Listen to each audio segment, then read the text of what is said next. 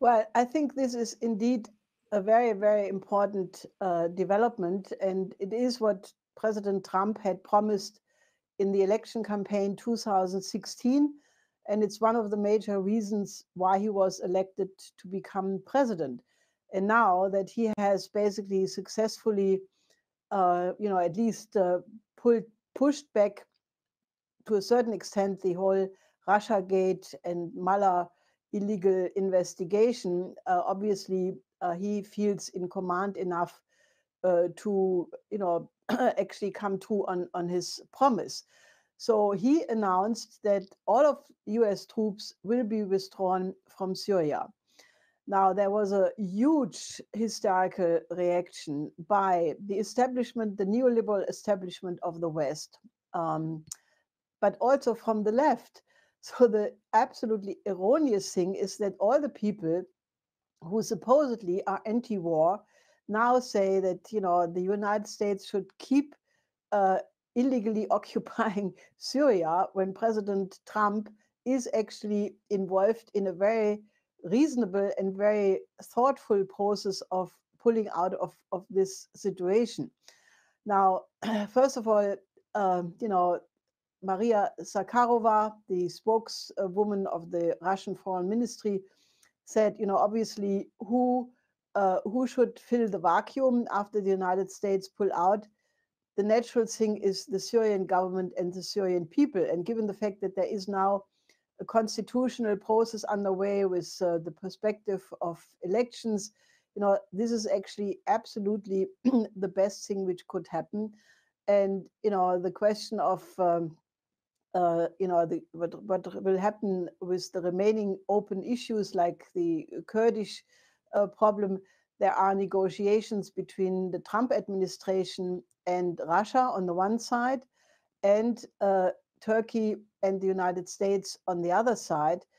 And therefore, there is a Turkish delegation going to Russia in the next days. There were negotiations between the United States and Turkey. A US military delegation will go to Turkey in the next days. So, I mean, all of this is really up to be negotiated and a settlement to be found. And obviously, this is a very, very important flank because, it means that the United States is ending for sure, at least that's Trump's intention, and that's what he's acting on, to end US foreign wars, to end what has cost 7 trillion in the last 15, 17 years. And the US organization Veterans for Peace is one of the few organizations which came out in full endorsement saying that this is absolutely important, that the US policy of being involved in foreign wars is ending. They welcome that. And also a whole number of Republican congressmen came out in support of Trump. For example, Jimmy Duncan, who said, that this is absolutely the right thing because these foreign wars have cost many, many innocent lives. They killed Americans. They created enemies for the United States. They cost trillions and trillions of dollars. And, this is exactly what should happen. Now, I think anybody in their right mind who does not see the benefit of bringing peace back to Syria by ending foreign occupation, and all the arguments that this will help the Russians, this will help the Iranians, it's all not true because both the Russians and the Iranians have so many other things to take care of that they will withdraw from Syria and have no intention to stay there permanently, contrary to the media line. Now, Trump today sent out a very interesting tweet by basically saying that Saudi Arabia will pay for the reconstruction of Syria. Now, that we have to see, but there is obviously a much larger scheme being worked on because a couple of days ago, the Afghanistan representative of the United States, Salmai Khalilzad, participated in a conference in the United Arab Emirates, uh, and there he announced that the United States will also withdraw completely from Afghanistan, that they will not keep permanent bases there, and that the only way to bring peace and stability to Afghanistan is by a political settlement, including negotiations with the Taliban.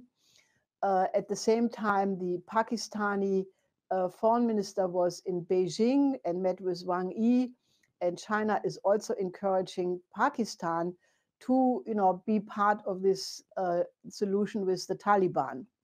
And at the same time, similar moves are happening with Iran.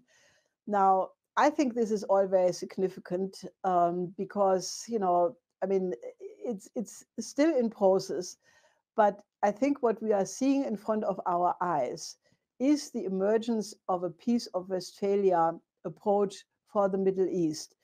And if you please remember, the Peace of Westphalia was not immediately a vision for peace to end what essentially was 150 years of religious war in Europe, ending with the 30 Years' War.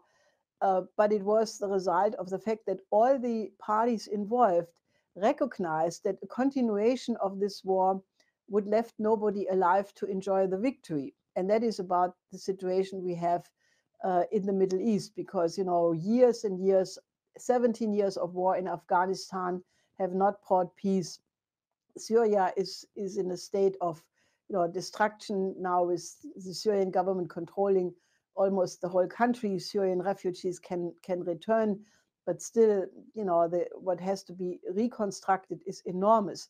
So you have a situation where the exhaust factor is a big reason, and do not forget the exhaust factor of all the American soldiers which were on rotation in these wars for many years, to Afghanistan, to Iraq, to Syria. And many of them came back. I think altogether it's 3 million US soldiers which were on these kinds of rotations, with their families affected, many of them having post-traumatic disorders, affecting the whole family. So I think, the idea to end this whole terrible idea of foreign wars, of US basically playing the role of, being the bully for the British Empire. If Trump wants to stop that, people should be happy. I mean, don't be so prejudiced about everything Trump does or does not. The Western media are characterizing Trump in a way which is not, which is absolutely not legitimate, because if this president, and I said this many times, gets the relationship with Russia and China on a good course, he is going to be one of the great presidents of the United States. And I know that many of the international audience are going absolutely hysterical when I'm saying that, but anybody who does not recognize that we must end geopolitics, we must end wars, we must end tension, especially between the nuclear powers, obviously is not in their right mind. So I would urge you, our audience, to give this a second thought, to think it through. Don't be prejudiced, but think about a Peace of Westphalia solution as the only way to end a terrible series of totally unjust and wars based on lies. So please do not rush to conclusions. Think about it, make yourself informed, and check the sources. Look what the Chinese are saying and doing. Look what the Russians are doing, and then you come to a better understanding of the situation.